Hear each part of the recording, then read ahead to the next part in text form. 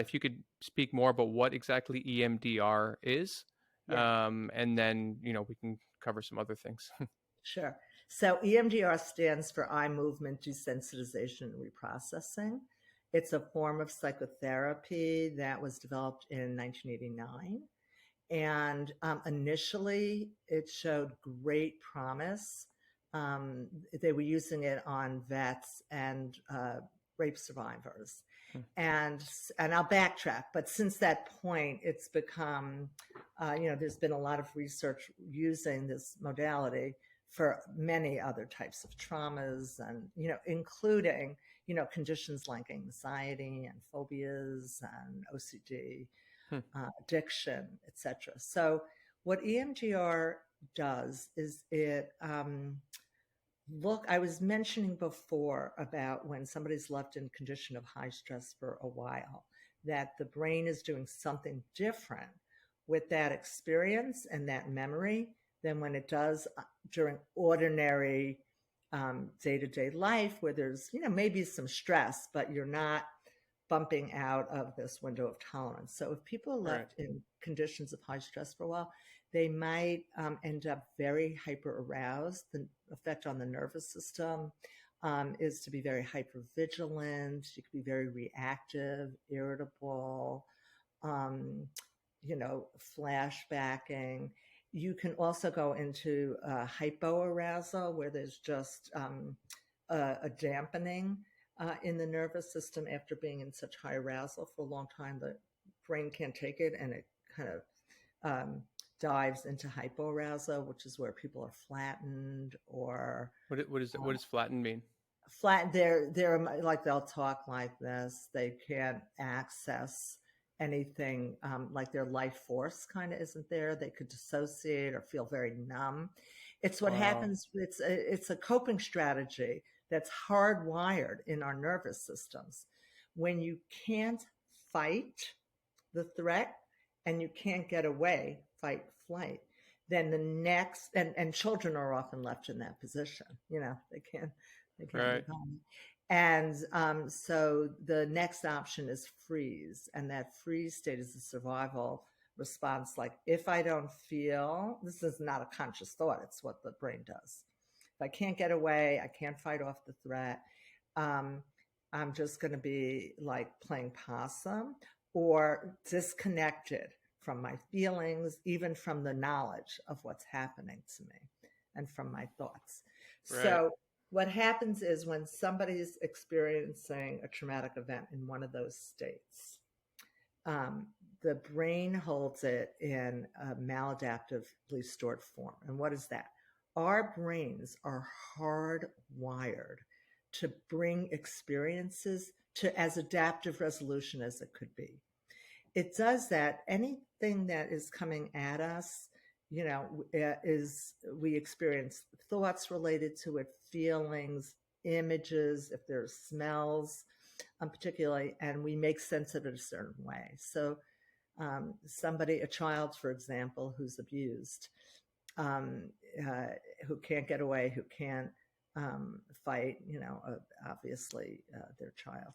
So oftentimes they freeze. And what gets stored is this feeling about oneself, like, it's my fault, I did something wrong. Because children, bad me, good dad versus bad dad, good me, they will always choose bad me. So we have this capacity to bring experiences to the adaptive resolution.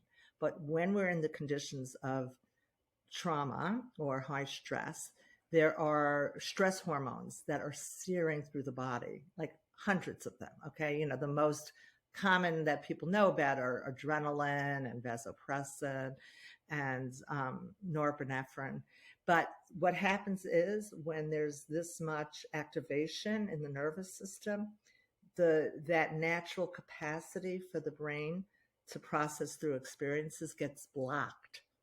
And the experiences are stored in raw form with the original thoughts, feelings, sensations, smells, etc.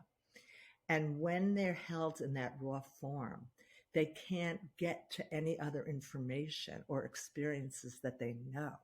Right. So they might know later on in life, oh, it's never a child's fault, when there's abuse. Right. But if if the memories are held in that state, that other information cannot crosstalk with that. So you can help to resolve the experience and the way it's formed. So Right. that's what when people are left later in life thinking everything's their fault and very low self-esteem, because even if they've had so many experiences of success in life, that information is stored in a different part of the brain that the traumatic memories don't have access to. So that's a long way of bringing us to EMDR.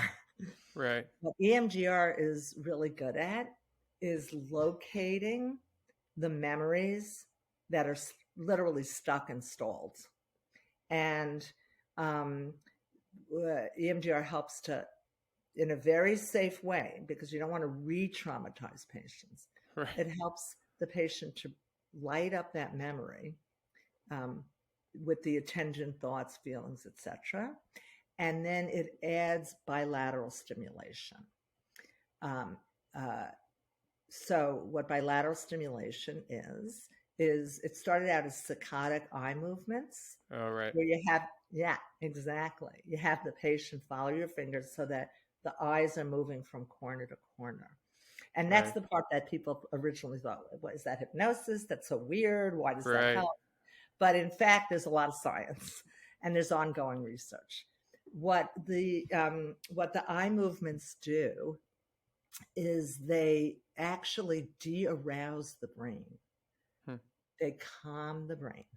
The other thing is that, and so once the brain is calm, that memory has more of a chance of starting to move and go through different brain structures that have different functions with memory consolidation. So for example, there's a structure in the brain called the hippocampus, has many, many functions, but it's very,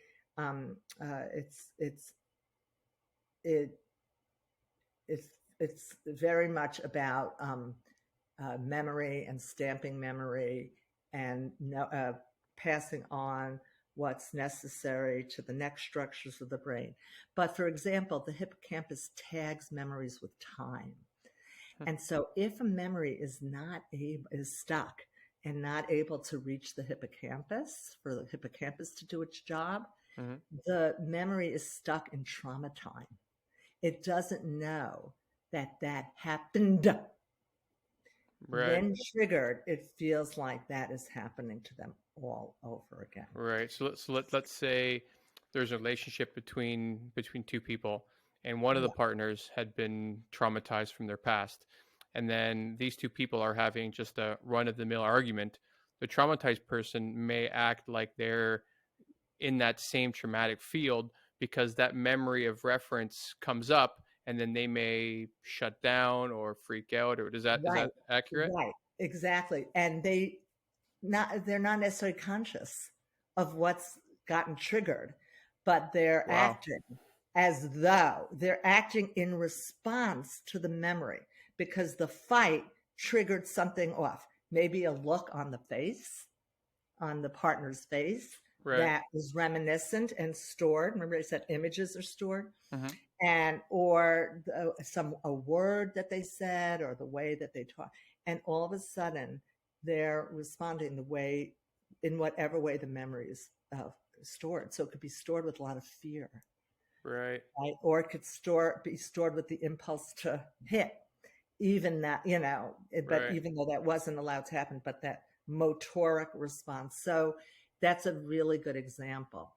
So the bilaterals they de-arouse the brain so that the information has a chance to start moving through and doing its thing towards reconsolidating and adding in all the other information it needs to be able to have more of like the adult perspective of the memory.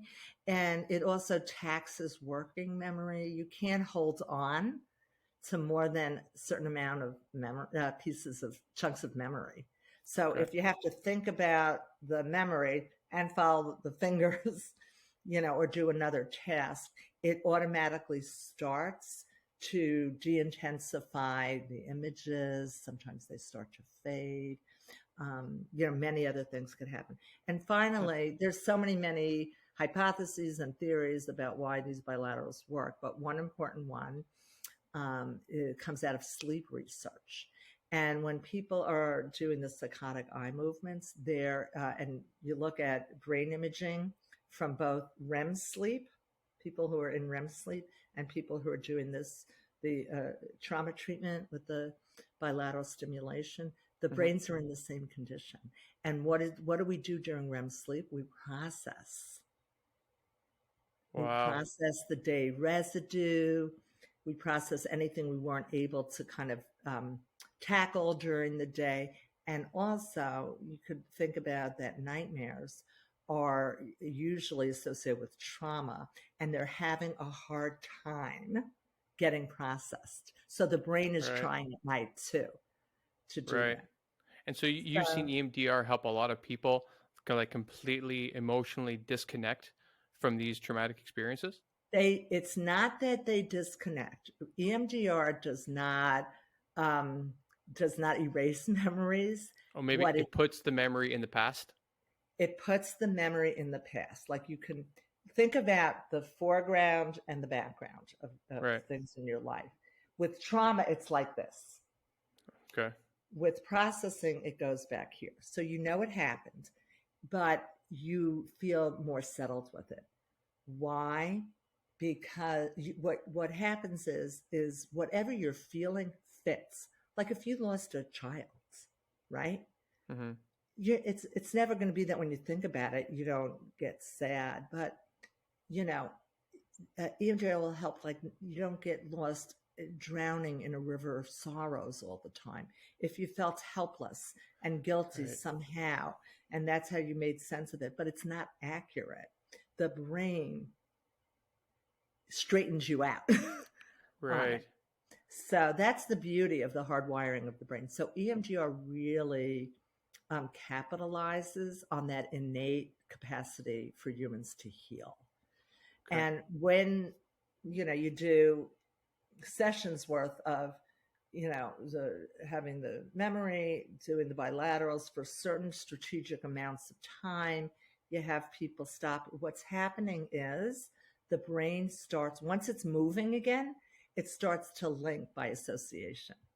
Other times when I felt this way, other times when somebody looked at me like that. Now, the example you used before, if somebody's got EMDR because they're getting so triggered by the partner stuff, Mm-hmm. conflict, the brain will start to go to other times that they've been with the partner, that they've been very loving, or other times that they've had conflict and it's gotten resolved. Right. So it'll be able to kind of mesh, and then the memory changes. The memory, because when the memory starts moving, it also does something the brain does, which is prune. So the brain has the natural capacity to take what it needs, holds on to whatever's coming in that it needs, and to let go of what it doesn't. Okay. And the basis for what it needs and what it doesn't need is survival. And it's completely unconscious. It's not something people are aware of. So with the trauma memory, when it starts to move, it prunes, meaning the brain then holds on to the elements of that are important. Like maybe that partner really has a sadistic streak, Right.